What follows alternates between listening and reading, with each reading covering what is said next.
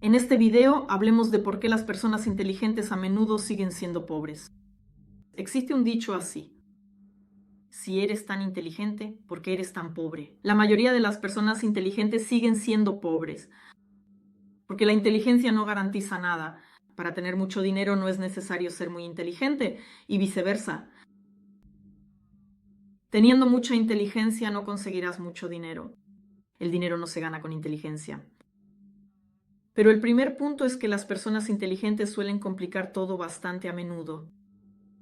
Cuanto mayor es la inteligencia, más tiende la persona a analizar, prever riesgos, construir modelos complejos. Y en lugar de actuar, estas personas a menudo caen en un pensamiento interminable, dudas, escenarios de ¿y si esto? ¿Y si aquello? Y eso paraliza la capacidad de tomar decisiones. Es decir, una persona menos intelectual ya empezará a actuar, mientras que una persona más intelectual seguirá pensando. Y al final se queda con algunas ideas, pero sin llevarlas a cabo. Y hay un punto que las personas intelectuales, los intelectuales, bueno, esos intelectuales puros, ellos dependen en mayor medida de la aprobación que las personas de mentalidad práctica. ¿En qué sentido? No dependen de la aprobación de la multitud, pero sí dependen mucho de la aprobación de su grupo de referencia. Es como mis compañeros intelectuales, a quienes considero mi grupo, se van a reír de mí. Y muchos de estos intelectuales crecieron en sistemas donde el éxito se mide por las respuestas correctas, las mejores calificaciones, victorias extraordinarias en olimpiadas, por ejemplo, o manifestaciones extraordinarias, y no por el método de prueba y error. El método de prueba y error es lo que lleva al éxito financiero. Y el perfeccionismo garantiza fracasos financieros. Es decir, una persona inteligente teme parecer tonta y esto le impide pasar por el proceso de prueba y error.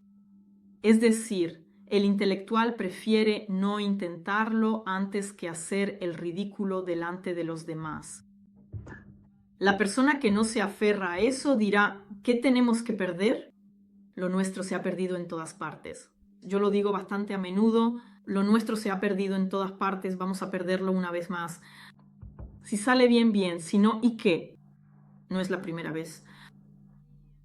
Y, de entrada, una persona intelectual no ve en el dinero un valor mayor que ese orgullo por su intelectualidad. Por supuesto, por eso no puede convertirlo en su máxima prioridad. Es decir, por ejemplo, me di cuenta de esto en mí misma porque en su momento me impactó una confesión de mi padre. Él dijo por qué no terminó, por qué nunca terminó la universidad. Dijo: no podía ir a presentar un examen si no estaba seguro de que sabía más que el profesor.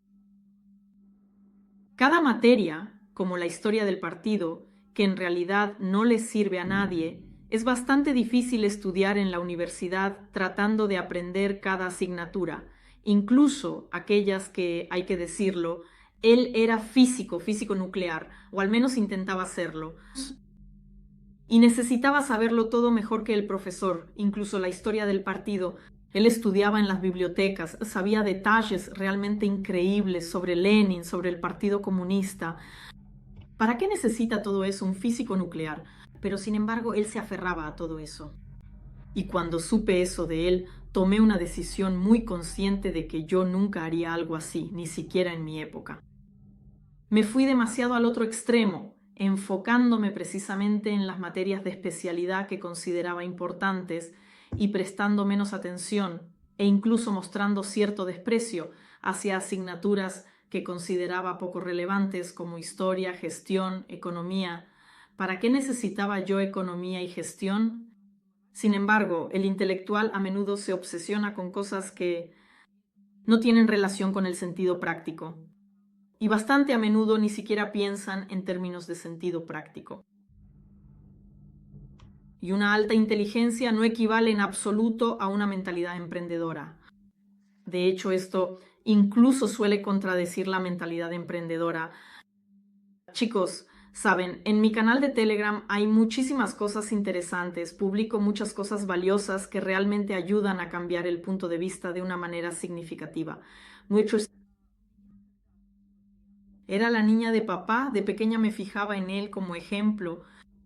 Al salir de la casa de mis padres, yo también tenía, se podría decir, ese complejo de intelectual, creyendo que la inteligencia era el valor más importante y que nada era más importante que el intelecto. Y yo no estaba en absoluto preparada para la vida. Y no estaba preparada para resolver los problemas de la vida. Y si sienten que están obsesionados con un solo punto de vista, no necesariamente intelectual, tal vez, por el contrario, el punto de vista de una persona codependiente, entonces les recomiendo la meditación de la bondad amorosa que pueden encontrar en mi canal de Telegram, aquí abajo en el comentario fijado, completamente gratis. Tómenla, practíquenla, porque cambia el punto de vista de mirar desde ciertas perspectivas que hemos adoptado de otras personas, generalmente de nuestros padres. Cambia el ángulo de visión, la manera de ver la vida hacia uno mismo. Es decir, cuando estamos enfocados en la bondad amorosa hacia nosotros mismos, miramos las cosas, los hechos, los acontecimientos de nuestra vida y a las personas en nuestra vida desde nosotros mismos, desde la conciencia de uno mismo y la conciencia de tus mejores intereses. ¿Qué es lo que realmente me conviene? ¿Quedarme aquí intelectualizando, tratando de ser inteligente y parecer inteligente para personas tan inteligentes como yo? ¿O conseguir algún tipo de resultados? Por eso, asegúrense de tomar esta meditación en el canal de Telegram y practíquenla para cambiar su perspectiva. Desde cualquier perspectiva, no necesariamente la intelectual en general, desde cualquier ángulo, desde el punto de vista de la víctima, desde la codependencia, desde cualquiera que no te sirva en tus mejores intereses. Entonces, los emprendedores actúan, los intelectuales analizan, esa es la diferencia. Es decir, ser emprendedor se trata de energía, no de conocimientos. Hay que saber solo lo necesario para poder terminarlo. Y me he dado cuenta, ahora he vuelto a la ciudad donde nací, estoy aquí, y mis viejos amigos, conocidos, sí, ya sabes, mira esta información, lee esto, escucha esto. Yo les digo, no hay ninguna información, mi consumo de información está muy estrictamente limitado y lo veo claramente. Sí, estas personas con las que solía salir, que ellos todavía siguen consumiendo información sin parar, esto, aquello, siempre necesitan más, más y más. Y han pasado décadas, pero en sus vidas han logrado muy poco. Durante estas décadas, yo he vivido una cantidad enorme de vidas. Y mi conclusión de todo esto es que es muy importante limitar el flujo de información, no expandirlo. Cuanta más información tienes, menos logras hacer. Y por eso, cuando llega el momento, sí, al principio hay una etapa de recopilación de información, luego una etapa de toma de decisiones. Cuando ya has hecho un plan, tienes que dejar de consumir información, tienes que ponerte unas anteojeras, como los caballos, y avanzar de manera enfocada en esa dirección hasta que al menos alcances algún objetivo intermedio. Pero las personas intelectuales bastante a menudo consumen una cantidad excesiva de información, por eso se reajustan en cada paso, incluso en cada subpaso. Por ejemplo, supongamos que el camino hacia la meta consta de 10 pasos y cada paso está dividido en 5 subpasos. En total son 50 subpasos. La persona da el primer subpaso y de repente, ¡zas! He recibido aquí otra información así y asá, ya está. Hay que reorganizarlo todo. Y así va incorporando constantemente nueva información y en consecuencia no avanza a ningún lado. Yo llamo a este problema de la siguiente manera. Salió del punto A y empezó a dar vueltas alrededor de él. Y nunca llegó al punto B, incluso se olvidó de que el punto B existía. Pero consumir información es tan divertido, aunque no es en absoluto lo mismo que ir hacia el punto B. Y la cuestión es que el emprendedor prioriza el dinero, mientras que la persona intelectual idealiza el intelecto. Un emprendedor puede ser una persona intelectual, pero aquí el problema es precisamente la idealización del intelecto. Cuando esto se pone en primer lugar, este tipo de persona prioriza la idea por encima de todo. El siguiente punto. Las creencias financieras heredadas de la familia de una persona son más fuertes que su coeficiente intelectual, porque los patrones parentales limitarán a la persona, sin importar cuál sea su coeficiente intelectual. Y conozco a muchas personas con un coeficiente intelectual muy alto. Al mismo tiempo, la capacidad de ganar dinero está por debajo de cero, precisamente porque hay muchísimos patrones que no tienen ninguna relación con el intelecto. Por ejemplo, no tienes derecho a tomar decisiones por ti mismo. O por ejemplo, si te dicen no, eso es una catástrofe y lo tomas como un rechazo personal.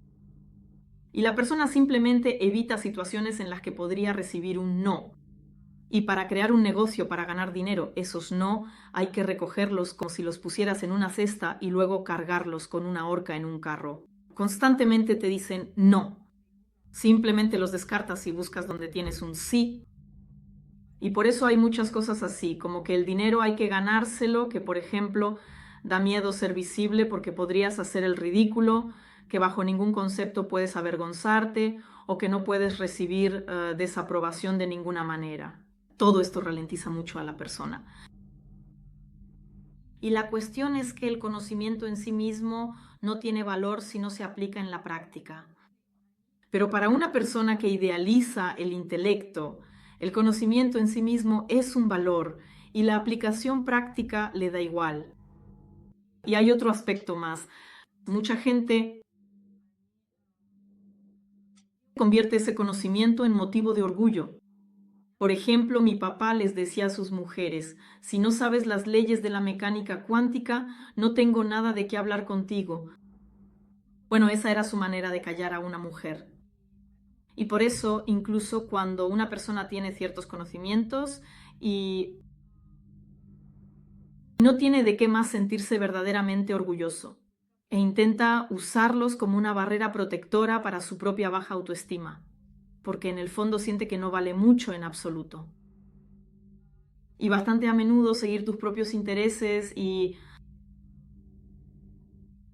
tener algún tipo de interés egoísta, como obtener dinero para uno mismo. Ay, eso es un egoísmo. Eso es algo bajo, eso es algo manipulador. Así es como se percibe, algo completamente como si fuera un mercadeo, como una vendedora en el mercado. Yo no puedo hacer eso.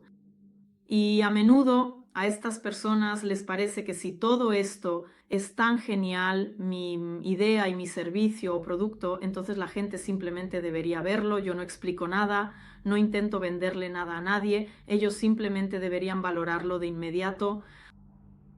Pero la verdad es que cuanto más intelectual es una persona, más difícil es para los demás valorarlo, o al menos más difícil es para ellos entender qué es lo que realmente se les está ofreciendo. Y bastante a menudo estas personas no tienen en quién apoyarse en cuestiones de dinero. Es decir, muy a menudo la persona que idealiza el intelecto se siente muy sola en sus puntos de vista. Porque una vez más, la persona que idealiza el intelecto, a quien yo llamo intelectual, no es simplemente una persona con un alto coeficiente intelectual, sino alguien que se encuentra en esta posición de idealización. Que esto es el único valor y que aquello no tiene valor, que eso no importa. Y miren, por ejemplo, mi exmarido, al relacionarse conmigo, dejó esa posición suya. Él ganaba bastante poco, tenía un negocio que prácticamente operaba en números rojos, pero en la comunidad en la que estaba recibía por ello reconocimiento intelectual. En general la gente lo admiraba, la gente lo elogiaba, y si eso daba dinero o no, en esa comunidad el dinero no era valorado. Y por eso el hecho de que no generara dinero no era un problema para él.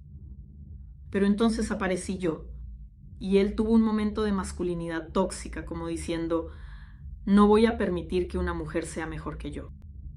Y por eso aquí se puso rápidamente las pilas, se apresuró y empezó a dedicarse a la programación. Bueno, en realidad continuó porque ya lo había hecho antes, cuando en sus años de estudiante trabajaba a veces en eso. Aquí volvió a ese asunto y en un año se convirtió en uno de los programadores más solicitados en Upwork y alcanzó un salario bastante alto por su trabajo. En 2 años, él creo que incluso dejó de necesitar Upwork por completo, porque ya había conseguido una reputación tan grande. Se convirtió en un especialista bastante importante. Es decir, simplemente por el hecho de que no voy a permitir que mi mujer gane más que yo, solo por eso, por una sola cosa. Es decir, no para ganar dinero por alguna razón, sino por su propio egoísmo, por su amor propio. Por eso es importante que entendamos que si una persona es intelectual, no necesariamente tenemos que escucharla. Sus consejos no siempre serán razonables ni realmente útiles para nosotros. Sus orientaciones en la vida pueden ser muy poco prácticas. Podemos ver esto en el ejemplo de Sheldon Cooper de la serie de televisión The Big Bang Theory. Intelectual, sí; práctico, no. En algunos momentos. ¿Racional? No. Hay muchos comportamientos y decisiones irracionales, así que son cosas diferentes. Sé inteligente y sé rico. Sea inteligente y sea eficaz. Son cosas diferentes y no deben confundirse. Y esta es la razón por la que las personas inteligentes siguen siendo pobres